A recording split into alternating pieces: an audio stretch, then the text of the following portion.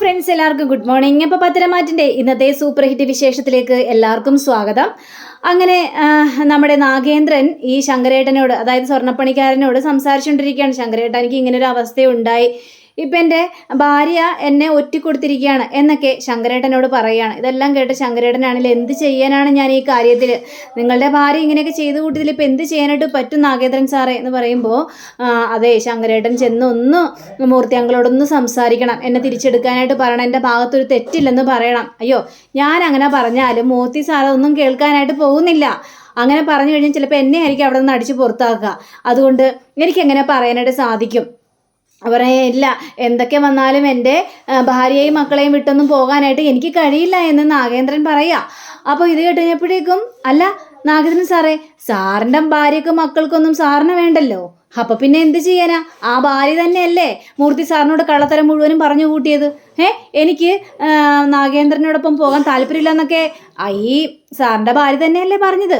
അപ്പൊ പിന്നെ അതിൽ കൂടുതൽ നമുക്ക് എന്തെങ്കിലും പറയാൻ പറ്റുമോ സാറേ എന്നൊക്കെ ചോദിച്ചു കഴിഞ്ഞപ്പോഴേക്കും, ദയവ് ചെയ്ത് ഒരിക്കൽ കൂടി ഒന്നൊന്ന് സംസാരിക്കാവോ എന്ന് ചോദിക്കുകയാണ്. ഇത് കേട്ടുകഴിഞ്ഞപ്പോഴേക്കും നമ്മുടെ ശങ്കരേട്ടന് ആകെ ഒരു ടെൻഷനൊക്കെ ഇങ്ങനെ തോന്നുക. അപ്പോൾ ഈ കാര്യങ്ങളെല്ലാം ശങ്കരേട്ടൻ നമ്മുടെ ആദർശിനോട് പറയാണ്. ഇതൊക്കെ കേട്ട് കഴിഞ്ഞപ്പോഴേക്കും ആദർശാണെങ്കിൽ ആഹാ, അപ്പോൾ അതാണ് കാര്യമല്ലേ.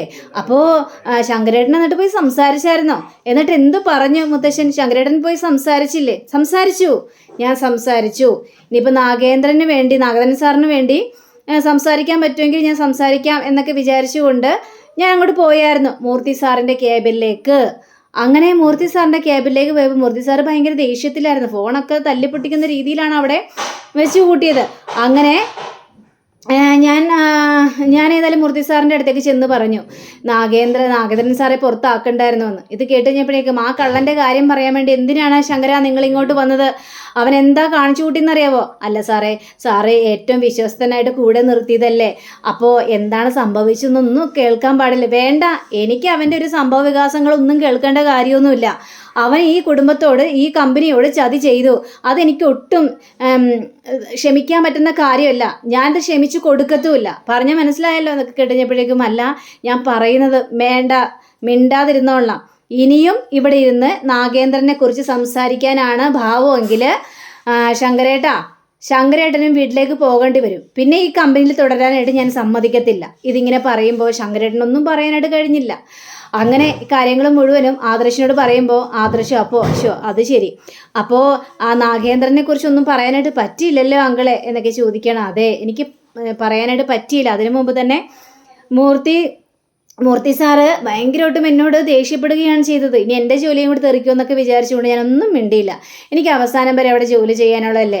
അപ്പോൾ അതുകൊണ്ട് എനിക്ക് മൂർത്തി സാറിൻ്റെ വെറുപ്പൊന്നും സമ്പാദിക്കാനായിട്ട് കഴിഞ്ഞില്ല. മൂർത്തി സാറ് നല്ലവൻ തന്നെയാണ്, എനിക്ക് ഭയങ്കര ഇഷ്ടമാണ്, കാരണം എനിക്ക് ദൈവത്തെ പോലെയാണ് എന്നൊക്കെ പറഞ്ഞുകൊണ്ട് കാര്യങ്ങളെല്ലാം പറയുകയാണ്. ഇതെല്ലാം കേട്ട് കഴിഞ്ഞപ്പോഴേക്കും, അല്ല എന്നിട്ട് പിന്നെ എന്താ സംഭവിച്ചത്?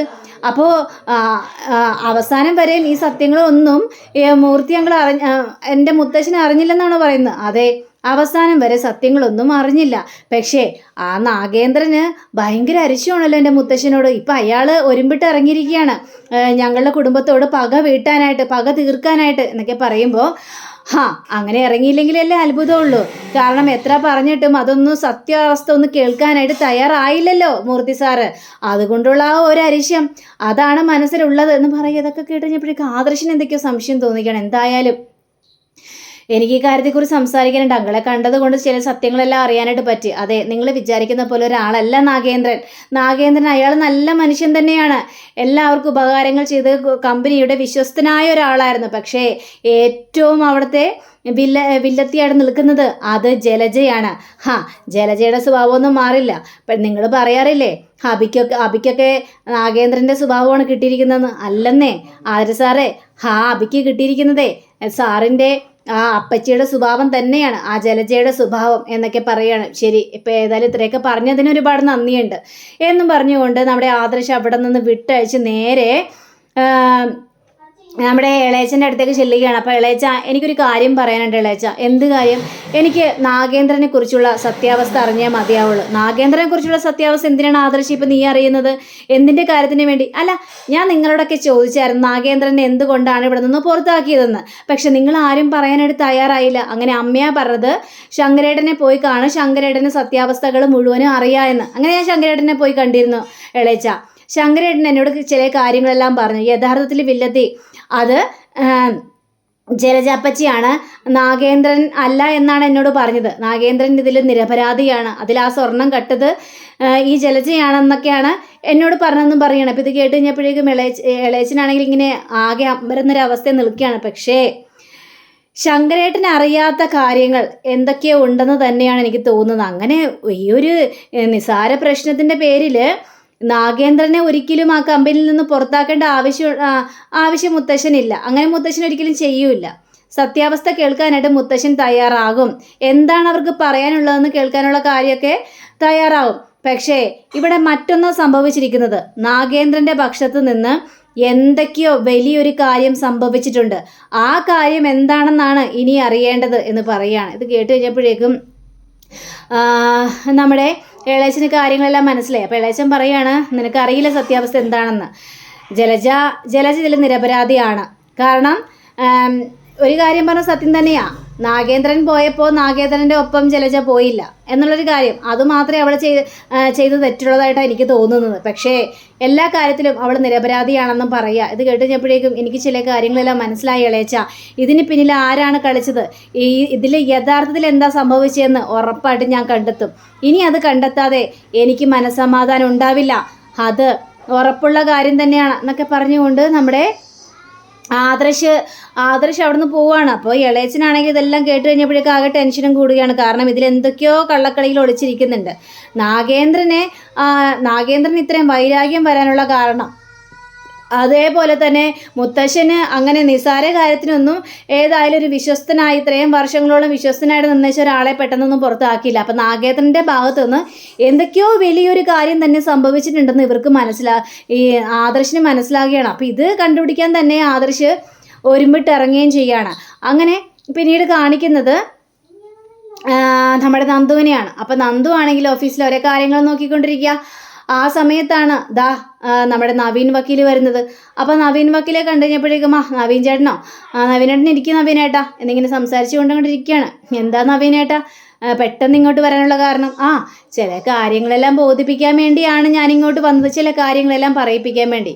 കല്യാണക്കാര്യത്തെക്കുറിച്ച് അത് തന്നെ പറ. കല്യാണക്കാര്യത്തെക്കുറിച്ച് നമുക്ക് അറിയണമല്ലോ. എന്തായി കല്യാണമൊക്കെ എന്തെങ്കിലുമൊക്കെ ഒത്തൊക്കെ വന്നിട്ടുണ്ടോ? എന്ത് കല്യാണം ഒത്തു വന്നാലും അമ്മ കൊണ്ടുവരുന്ന ആലോചന എനിക്ക് ഇഷ്ടപ്പെടില്ലെന്ന് നന്ദുവിന് നന്നായിട്ട് തന്നെ അറിയാലോ. ഞാൻ ആ ഒരു പെണ്ണിനെ എൻ്റെ മനസ്സിലുണ്ടല്ലോ, ആ പെണ്ണിനോട് എല്ലാ കാര്യങ്ങളും തുറന്നു പറയാൻ വേണ്ടി തന്നെയാണ് വന്നിരിക്കുന്നത്. ഇത് കഴിഞ്ഞപ്പോഴേക്കും അതേതായാലും നന്നായാലും നവീനേട്ടാ, ആ പെണ്ണിനോട് സത്യങ്ങളെല്ലാം തുറന്നു പറയണം. നവീനേട്ടൻ്റെ മനസ്സിൽ എന്താണെന്ന് ആ പെണ്ണും അറിയട്ടേന്നേ.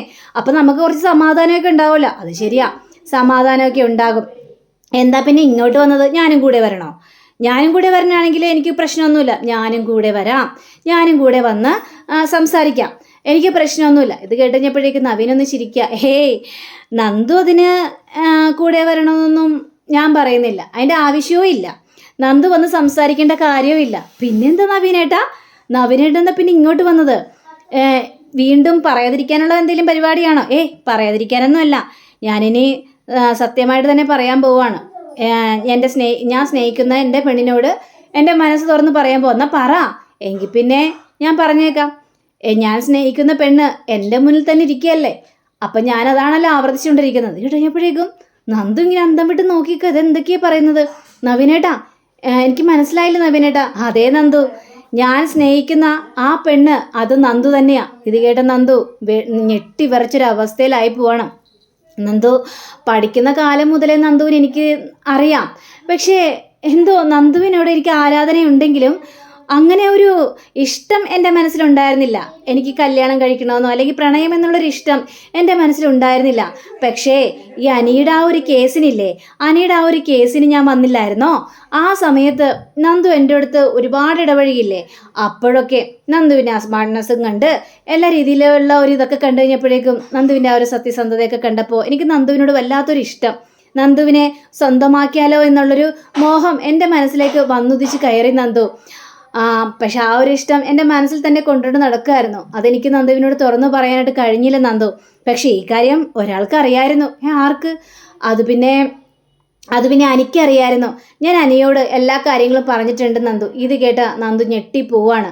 പക്ഷേ എന്തൊക്കെ പറഞ്ഞാലും ഇനി നന്ദു നോ എന്ന് പറയരുത് എന്ന് പറയുമ്പോൾ അങ്ങനെയും കാണിച്ചുകൊണ്ടാണ് നമ്മുടെ ഇന്നത്തെ റിവ്യൂടെ അവസാനിച്ചിരിക്കുന്നത്. അടുത്ത റിവ്യൂവിനെ കാത്തിരിക്കുക, സബ്സ്ക്രൈബ് ചെയ്യുക. എല്ലാവർക്കും നല്ലൊരു ദിനം ആശംസിച്ചുകൊണ്ട് തന്നെ നമസ്കാരം. Thank you. See you. By.